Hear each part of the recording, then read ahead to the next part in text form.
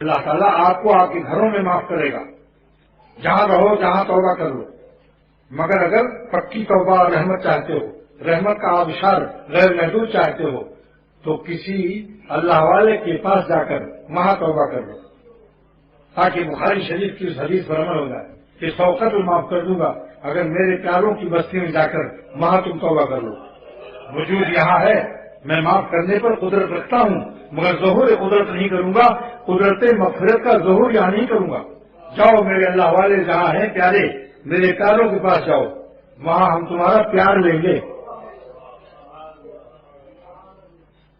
وہاں تمہاری توبہ قبول کر لیں گے۔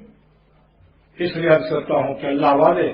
ان کی تذکروں سے رحمت ہوتی ہے، جہاں اللہ والوں کا ذکر ہو اور یا اللہ کا،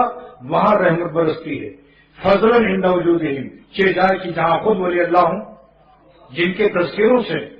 رحمت برستی ہے، ان کے وجود سے کتنی رحمت ہوگی، کیونکہ وہاں مذکور موجود ہے، وہاں ذکر ہے خالی، کہیں اولیاء اللہ کا ذکر ہے مگر وجود نہیں ہے، اور جہاں اولیاء اللہ کا وجود ہو پھر وہاں کتنی رحمت ہوگی۔ اسی لیے عرض کرتا ہوں کہ اللہ بے ذکر اللہ تطمئن القلوب،